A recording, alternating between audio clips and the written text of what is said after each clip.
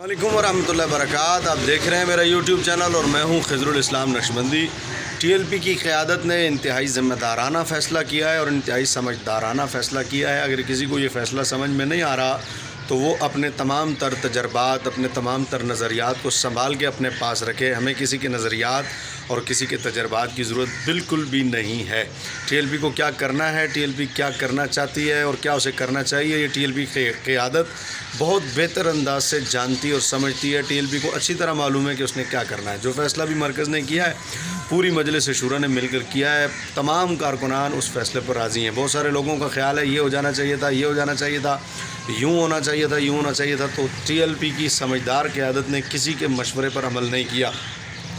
پھر جو T V anchors کے تجزیے ہیں اور جو ان کی گفتگو اس سے واضح طور پہ اندازہ ہو رہا ہے کہ جو پی ڈی ایم کی قیادت ہے وہ تحریک لبیک کو یوز کرنا چاہتی تھی، اپنے کارکنان کو ہمارے 17 تاریخ کے مارچ میں جو ہے وہ شامل کر کے دھرنا دے کر ہمارے دھرنے میں جو شامل کر کے وہ مختلف طرح کا جو ہے وہ پروپوگنڈا اور ایجنڈا جو ہے انہوں نے کیا ہوا تھا، جو وہ کرنا چاہتے تھے۔ تو ہماری قیادت نے اس کو بالکل، سمجھدار قیادت نے اور سمجھدار شورا نے اس کو بالکل جو ہے وہ ان کے پلان کو نیست و نابود کر کے رکھ دیا ہے اور ثابت کیا ہے کہ ٹی ایل پی ایک سمجھدار قسم کی مجلس شورا، ٹی ایل پی کی ایک سمجھدار قسم کی مجلس شورا ہے اور معاملے کو سمجھ کر، معاملہ فہمی کو اچھی طرح جانتے ہوئے جو مسائل کا حل جو ہے وہ ٹی ایل پی کرتی ہے۔ نیز اس میں ایک اور جو اندر کی بات ہے میں آپ کو بتاؤں، چونکہ 16 تاریخ کو ملک میں جو ہے وہ ضمنی انتخابات ہو رہے ہیں۔ 16 سے لے کر 20 تاریخ تک مختلف جو ہے وہ ضمنی انتخابات کا جو ہے وہ سامنا ہے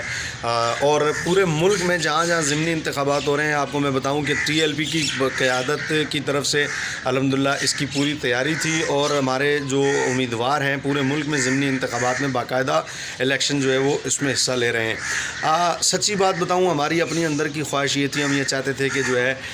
یہ معاہدہ جو ہوا ہے اس کو تھوڑا سا ایکسٹینڈ کر دیا جائے، لیکن چونکہ کارکنان تمام کے تمام ایک نظریاتی کارکن ہیں ٹی ایل پی کے اور وہ اپنی خواہش کو کبھی بھی مقدم نہیں رکھتے مجلس شورا پر یا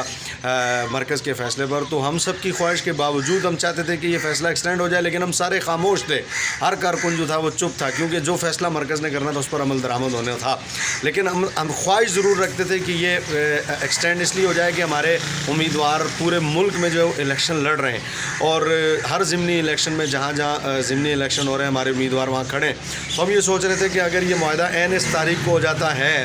تو معاہدہ کہہ رہا ہوں، اگر معاہدے پر عمل نہیں کرتی حکومت اور ہمارے لوگ جو ہے وہ دھرنے کے لیے جاتے ہیں تو ہمارا جو الیکشن تھا اس میں بارصورت اثر پڑنا تھا۔ لیکن یہ ہے کہ جو مرکز کا فیصلہ تھا ہمیں وہ منظور تھا۔ اگر معاہدے پر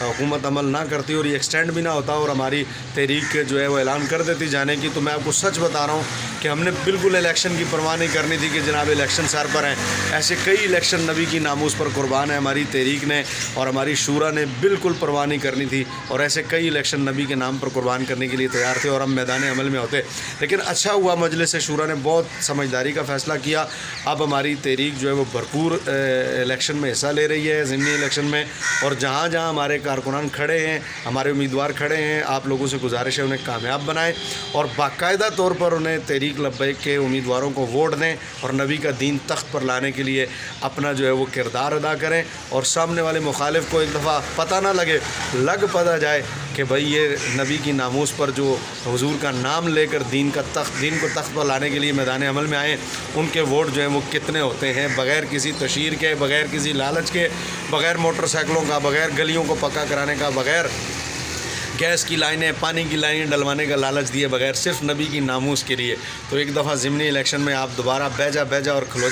کھلوجا کر دیں تاکہ دنیا کو پتہ لگے کہ تحریک لبیک الحمدللہ جو مشن لے کے آئی ہے پوری قوم جو ہے اس مشن کے ساتھ کھڑی ہے۔ تاجدار ختم نبوت زندہ باد۔ آداب عرض ہے۔